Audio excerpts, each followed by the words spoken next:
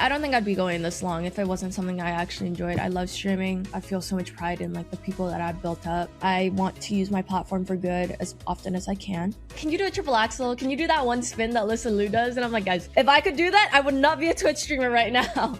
I'm Naomi, and this is Game Rant's Character Select, the show where I sit down with the most talented voices in gaming. Streamer and content creator Sunnies joins us today to take us through what it's like being a variety streamer. She grew her following from scratch and was discovered by 100 Thieves not too long after, and ever since then has continued to thrive. We discuss her figure skating past, how she grew her following, her passions and philanthropic work in the space, and what she hopes to do in the future beyond streaming. Today on Character Select. Hey Sunnies, welcome to Character Select. Hello, so nice to meet you. Nice to meet you as well. I was doing a little bit of research before having you on the show. Fellow Canadian. Who knew? Hell yeah. I'm from Toronto. In Toronto, that's right. I am from Quebec originally. Okay. Are you from? I grew up in Quebec, and then Nice. I spent the rest of my life in Toronto. Oh my gosh, what was it like growing up in Quebec? I was from like a super small town. Like, we were like hanging our clothes on like those clothes wires type thing, and I loved it. So it was definitely a big change moving back to Toronto. Yeah, were you kind of in the woods, or was it city life? You said that there's clothes hangers. That was definitely a thing that I experienced too, drying all my clothes outside.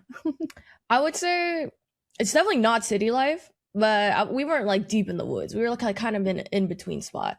Oh, okay. And how are you liking Toronto? I guess it's definitely done very well for you being out there. Yeah, Toronto was nice. I moved to LA last year, but nice. I definitely miss Toronto every day. I love Toronto. Yeah. Do you go back home a lot? Not right now since I am still in school, but I try to go back whenever I can. Yeah. And when you go back, is it like a family affair? Would you just hang out with your old friends? What's the vibe? I think definitely more family. I miss my family so much because they're all in Toronto, and then I'm the only one in LA. So I definitely try to spend as much time as I can with them. I relate to that too. I'm in the same boat. I basically have my husband and my dog, but then the rest of my like blood family, like, you know, we're from the same blood. Incredibly hard to just be so far away from them for years on, like months on end, sometimes years on end. How have you been dealing with that? I think just filling my time with more work in a way, just streaming more, making use of the time that I am away from them so that when I do go back, it feels like, you know, I did it for a reason. Yeah. And what is your latest goals? Like, what are you thinking about when, okay, in 5 years from now, I'm going to be streaming or I'm going to be doing something else? Do you have any other aspirations, like maybe perhaps going into acting or anything like that? I've been enjoying doing a lot of work with modeling and makeup. That's been really fun. 5 years down the line, I want to see if I can open up like a cat rescue of some sort and then integrate that into my streams by like having a camera on the cats or something, and people can like send donos to like give the cats food or something like that. Like, I definitely want to do something like that. Yeah, it's like a cat cafe vibe. Yeah. That's amazing. Have you always been a cat lover? Is that something that you've always been super into? When I was in Toronto, when I was studying in Toronto, I rescued my cat, and wherever she is, she was super malnourished. I think that another like college student had her and then dumped her. So I took her into the Humane Society and they took care of her, but nobody wanted to adopt her because she was a little bit older. So I ended up taking her in. Ah, that's good. Is that something you want to continue doing? Is adopting pets and stuff like that? Yeah, definitely. That's why I definitely want to do some sort of cat rescue so that other people can see the cats and maybe go in and adopt them through like the exposure on Twitch. Yeah. Toronto. Let's talk a little bit about Toronto for a bit. At what point were you either in school or something like that, where you decided, I'm going to Twitch stream, this is what I want to do? And then how did you get discovered from that? I always enjoyed gaming. I never knew about Twitch. Like, I didn't know that was like an option. So when my friends started doing Twitch streaming and they like told me that I should go into it, I just ended up doing it as like a way to like hopefully make more friends, hopefully make more like girlfriends on Twitch. And it ended up picking up really, really fast. I think my biggest thing was just being active on other social medias. And then obviously the friends that I made through streaming helped me elevate my career to the next level. Yeah. So your connections in the industry and then like just people discovering you through other social platforms. Yeah, definitely. What were your other platforms that you saw the most success in? Did you have one in particular? Or was it kind of a Oh, general thing? you know what? I think it was mainly Twitter because that was during a time where everybody was kind of like looking for people to play games on like Valorant with. So I would always post on Twitter and it ended up doing really well for me. And Yeah. then I didn't really grow up with social media because I was a figure skater. So since I did competitive figure skating, I didn't really use social media like that. So I kind of like figured that the best way for me to do it was to do one social media at a time. So I started with Twitter, then I went to Instagram, and then I went to TikTok and all these other things. But I think the best thing would probably be just to be spam posting clips on TikTok. So you talked about Twitter being a big platform for you when you got started. What do you think it was about the content that you posted on there that got people excited to follow you? I think I was just really authentically myself. Like I would just post whatever was going through my mind that day. And I think that way people it didn't feel like I was trying to market my streams because I wasn't. I was just trying to make more like Valorant friends. So I think through that I felt more authentic and then people ended up just coming to the streams. So would you say that you're an open book when it comes to your online presence? Yeah, for sure. I think my chat knows everything that's ever going on in my life. Would you say you relate to your audience oftentimes? I think in a way I can relate to them a lot more than maybe like other Twitch streamers can. I think just because I still am in college and I do struggle with like paying off my student loans, like things like that. I think it becomes a comfort space for them because I talk about the same struggles that they experience as well. You also talked about being a figure skater. Tell me about your experience being a figure skater and maybe why you decided that you didn't want to continue pursuing it. I started figure skating when I was 4, and then I quit when I was 18, which is just generally the age that people do quit because they ended up going away to college and stuff like that. I never thought that I was like good enough to like pursue it as like a professional career, and I also knew that like as much as I enjoyed skating, I wouldn't want to do it for the rest of my life. Whereas I had something that I did enjoy a lot, which would be gaming or what I was studying at the time, which was biology. And I really, really enjoyed that. So it was just never like it never crossed my mind to think like, oh, I should do this for the rest of my life. But I did enjoy it as a hobby. What do you think it was that first got you interested in figure skating? Was it something you were interested just naturally, or perhaps you were exposed to? My mom was a huge, huge, huge fan of all the figure skaters in the world. She every Winter Olympics, she made us all sit down and watch every single figure skating competition with her. So she put my sister in it at first to see if my sister would be any good at it. My sister has 2 left feet. She can't balance for the life of her. And then when she put me in it, I ended up being like pretty good at it off rip. And then one of the coaches asked if I wanted to take it more seriously and have like private lessons, things like that. And then it just went from there. So it wasn't your passion, but at the time you still enjoyed it. Yeah, I think I was young, and when you're a kid and you find something that you're like kind of good at, like you just want to stick with it so you can tell all your friends about it. So I enjoyed it. I never saw it professionally, but I definitely really enjoyed it. Yeah. So the Olympics just happened. So figure skating's been on everyone's minds. Did you follow any of the competitions while they were going on? Yeah, absolutely. I've been keeping up with all of it. I make my chat watch everyone's programs with me. Like, I love it. And then I feel like it's so nice too because there's not many figure skaters on Twitch. So I'm able to like give them a little bit more input than like just watching it. So they enjoy it and they like asking me questions about it. I really, really love the Olympics. Yeah. So who specifically did you enjoy watching the most compete this year at the Olympics? I think number one, definitely the People's Princess, Alyssa Liu, of course. She is the People's Princess. But then I also really love Kaori. She's been competing for a while, but she's never gotten that like first place spot. So I was really cheering for her. Were you watching the Olympics as they were happening, and did you ever have a thought to yourself like, I could have almost been doing that? I was never that good. I was definitely never that good, and I definitely didn't put as much hours as I should have into it for sure. So is figure skating just not something you're ever going to go back to, or is it something that you'd perhaps entertain just continuing to do as a hobby? Recently I have been, just because I forced my chat to come with me. So then in a way it's like, oh, it's still work, but I get to do something that I really, really enjoy. Oh, So I've been nice. trying to get back into it, and I've started like this series where I'm like, hey, I'm relearning figure skating, come with me, which has been really fun. But before that, definitely no. I haven't had a chance to in the past 3 years that I've been streaming. I haven't been able to touch the ice.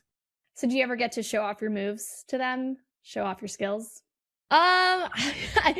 It's been so long since I've like tried to do it that like I'll do some things and they definitely think it's cool, but in my head I'm like, this is the most simple thing ever. Like, Are there any moves in particular that they really keep asking you to do?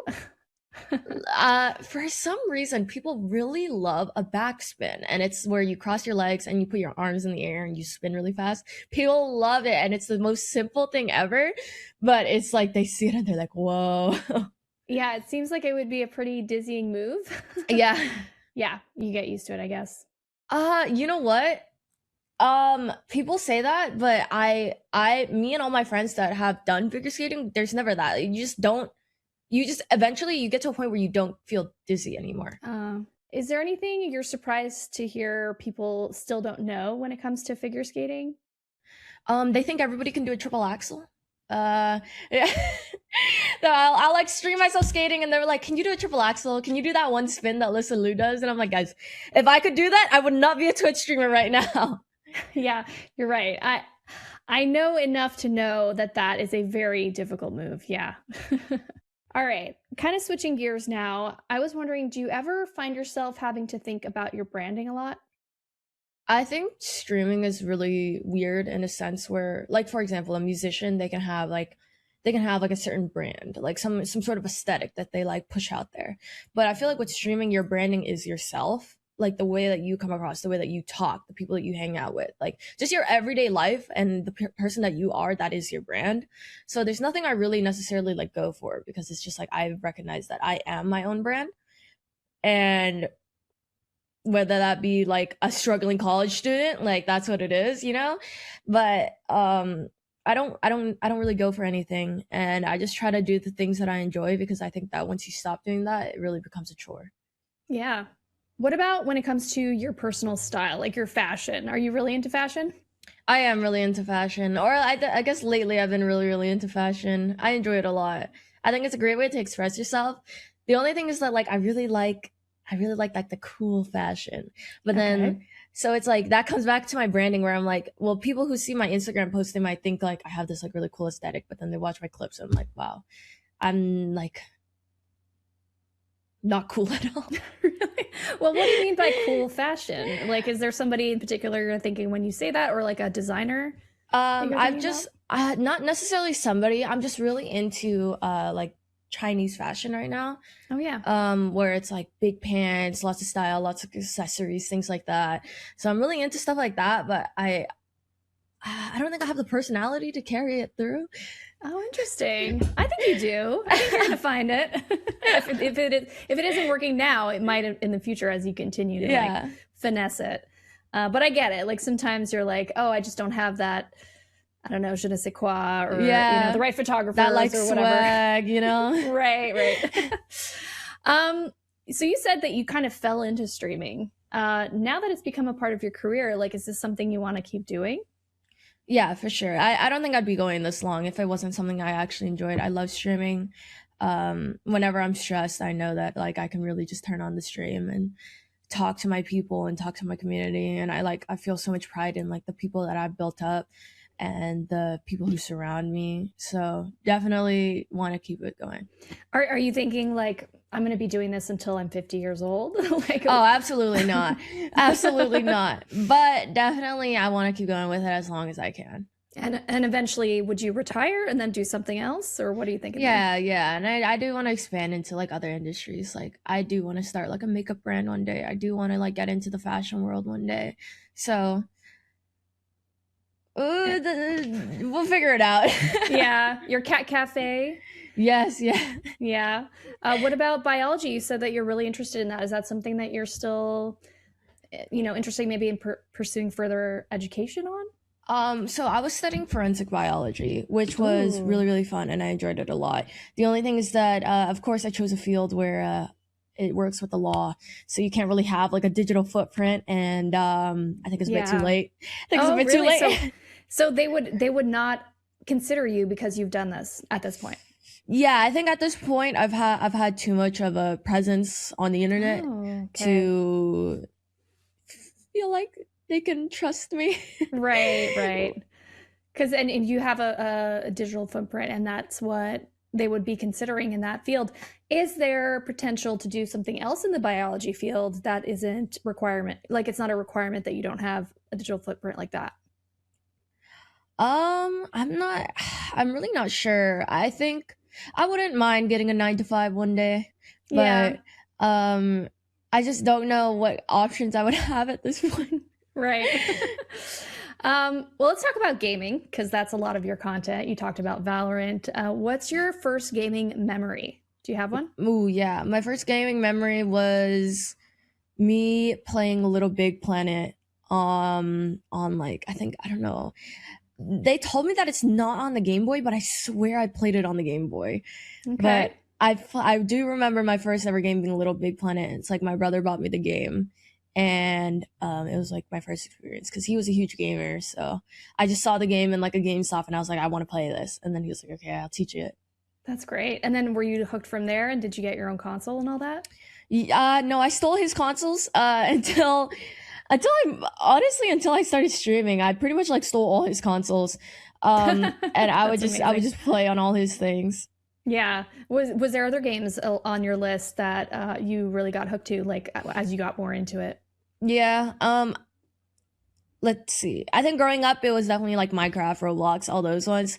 I think the first game that I really, really got hooked on that was maybe for like somebody who's like not 7 year old would be Yeah. like Rainbow Six Siege. I was super into Rainbow Six Siege at one point. And then I Nice. got super into Overwatch. So I got really, really into shooter games. And then I got obviously super into Valorant and Apex and like all those other FPS games.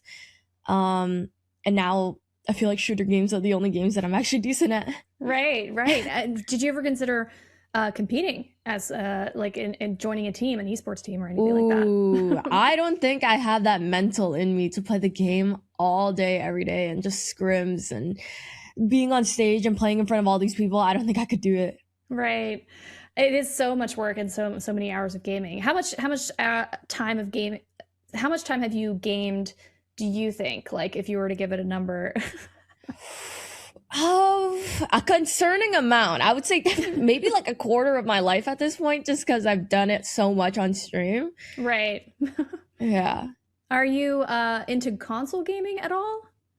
You know what? No. I think that's because my brother only had like a computer growing up, so I was never really super exposed to the console world other than like a Game Boy, and that's like us playing like Smash Bros. Yeah. So I never really got into like the Xbox, the PS, like none of that. Would you say most of your friends don't console game either?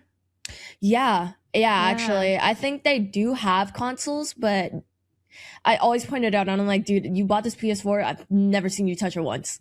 And they're Right. like, yeah, maybe I played it like here and there when I first got it, but So, what's your opinion on the fact? Well, there's been conversations. It's not, it's just like rumblings that console gaming is kind of on the way out. What's your opinion on that? I think I don't think it's on its way out. I think it's definitely less popular, but I don't think console gaming will ever disappear. Yeah. I think there's too many memories. I think people hold so much nostalgia with console gaming to the point where they might like introduce it to their kids as well. So I Yeah. don't think it'll ever be gone, but I do think it's becoming less popular just because there's just so much you can do on the PC now that it's just cheaper to just buy one PC Yeah. than to buy multiple consoles and multiple games for the console. Yeah. And would you say a lot of your friends and yourself included are like tech savvy enough where PC is just not as intimidating as it might be for someone else? Yeah, definitely. I think so. Because I think once you like pinpoint one issue, you're like, oh, I just need to upgrade this one piece. I haven't upgraded it in years, like something like that. So Right. it's just way easier than buying a whole new console every single year. Yeah, and I think that's the debate is that console gaming is good for people who just want plug and play and like not have to figure out how to run a whole PC, or because PCs do have an element of troubleshooting and like a learning curve. Yeah. Console gaming doesn't as much, right? And the Switch also made it much easier and accessible for people who aren't as tech savvy. So it's good to get your perspective on it as someone who obviously just skipped right past onto playing PC. Yeah. Um, okay, 100 Thieves, you're part of their creator network. How did you come to join them? You know what's so crazy? They DM'd me on Twitter. Ooh. But I had both of the talent managers DM me on Twitter at the same time because they were both looking for people to sign, and they both wanted me, but they didn't like coordinate that with each other. So I didn't reply for a really long time because I thought it was a scam. Like I thought it was like a copy pasta that people were sending me, and I was like, oh, this is not true. But then I saw my current manager Ashley post on her Twitter and stuff, and I was like, oh, wait, this is real. I should probably reply to their message. It's been a little bit. So I ended up replying to it, and it just went from there. Yeah. How have you found it? Like, what has it been like being a part of, that group of creators and joining that group? I love it. It's so nice having people around you who are able to guide you through the space. Like there's definitely like a lot of content creators within 100 Thieves who have been streaming for so much longer than I have. Yeah. And they help me navigate so many issues.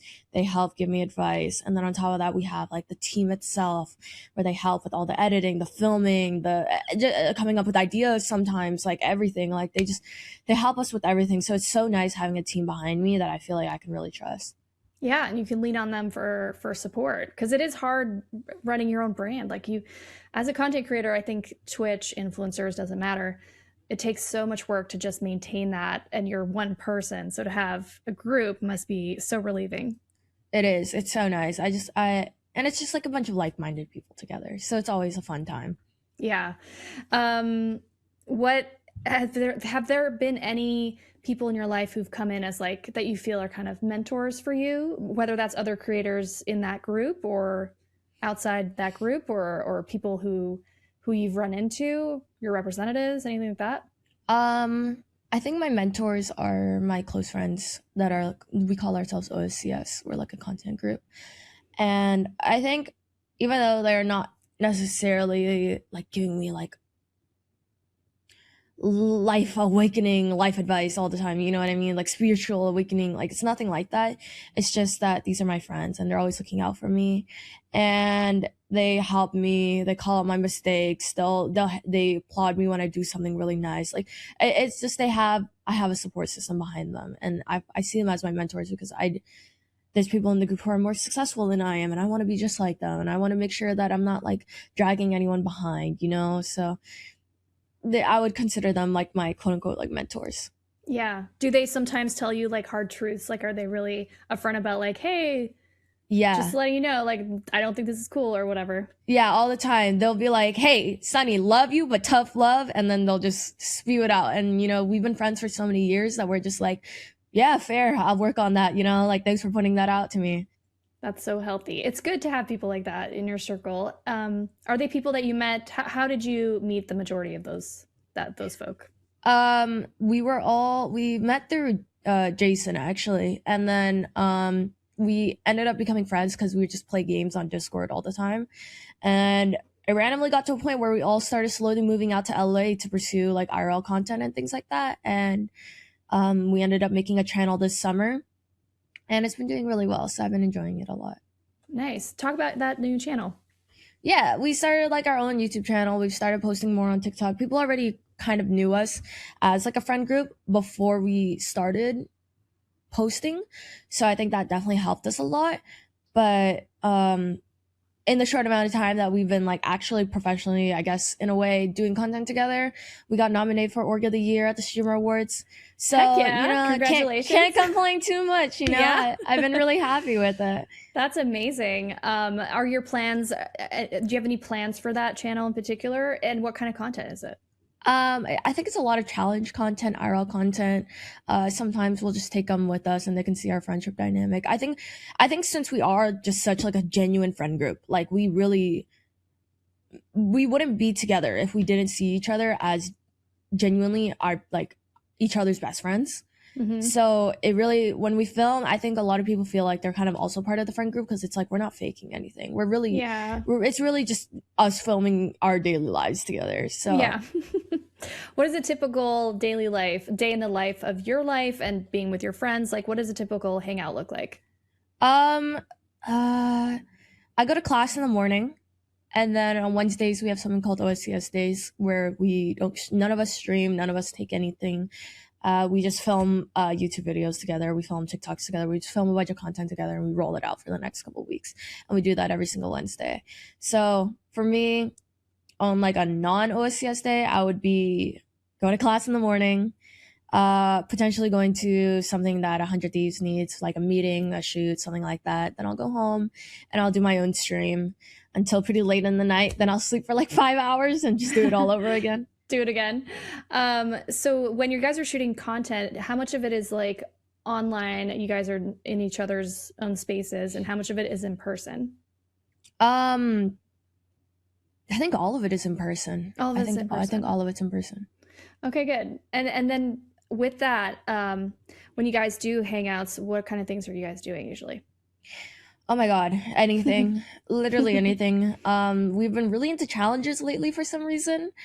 So what kind of challenges? Just like the typical trending challenges you find I think so. We just uploaded a truth or drink, which was really fun. And people really liked that, and we really liked it. So I think things like that transfer well. Yeah, that's awesome. With 100 Thieves, I saw in your bio that you're also a philanthropist. So tell me about what that means, or why that's one of the things that they put as like your part of your bio. Yeah, I think it was because ever since I started streaming, I always did charity work. That was like my main thing. I want to use my platform for good as often as I can. So like every other month I'll do a charity stream, or I'll go out to charity events, or we're working on like hosting charity events at the 100 Thieves compounds now, and things like that. I believe that if I'm given a platform, there's no reason to have it unless I'm also giving back to my community or the people who need it. So I always try to do things as often as I can, and I think that's probably why they put it. Yeah, that makes sense. What kind of charities do you have any in particular that you're a big fan of? Yeah, well, you're Canadian, so you know Sick Kids. I worked with Sick Kids a lot.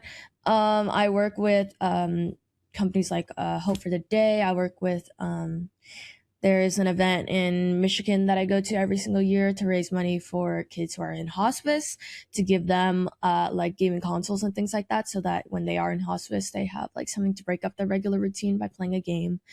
Stuff like that. I try to give back whenever I can. And then obviously now I want to get into more animal rescue with the cat rescues. Yeah. Any charities there that you're looking at, or you haven't really looked into it yet? I haven't looked into it too much. I do just want to work with any sort of humane society though, and give those like pets some sort of home. Would you ever start your own charity? Yeah, definitely. I think that's the main thing I want to start within the 5 years. I want to open my own cat rescue. I want to integrate it into my Twitch. I want to have cameras for the kitties so that people can look at them and be like, oh, that one's so cute, I want to grab it. Like, just like something like that. And then obviously get people hired to do like the proper screening for all these animals. I think it would be so great to have something of my own like that. That would be so cool. I hope you get to do that one day soon. You also did, I saw when they announced you as a creator, that you did like this very funny like video where you're like, I don't know, putting stuff on a board. I forget exactly the context of the video, but it was really funny. It was really, it almost looked like you guys were acting. Do you do a lot of that sort of content at 100 Thieves? And is acting something you've ever thought about doing? No, I didn't think my acting was good at all, actually. There was a few times where I was like, hey guys, can we retake that? That was like not good at all. But I like, my main thing was, or the premise of that video was that before I even joined 100 Thieves, I filmed the video with them. So people were kind of speculating already that I was joining. Okay. And then people started like AI generating the 100 Thieves jersey on me and then posting like fake announcement photos. So I was like, you know what? Let's just piggyback off of that. So then we did like a thing where it was like, oh, is this an AI photo or not? And then I was like, I want to include everybody who had got me to the point in my career that I am. Like, I wouldn't be where I was without them. So I had all of OSCS in it. I had Jason in it. I had Valkyrie in it. Everybody that I felt like really, really got me to the point where I am now. I wanted to shout them out in some sort of way. Wow, so the whole video was your idea. Yeah, in a way. And then Yeah. they helped obviously make a script and all that stuff, because I could not do that. And then even then, we were not good actors. We kind of went off script a lot of the time. So well, the shots they did end up using in the video, like, you come across so natural. That's good. That's so good. Yeah. No, bro, half the internet thought that was real. That's 100% AI. They're not catching me twice. Bro, you're chopped, bro. Weird chopped. Weird chopped. That is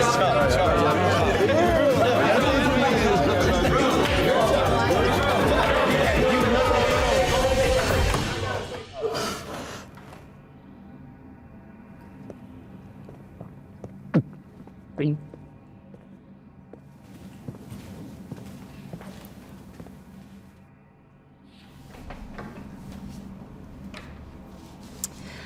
Actually, that one's real.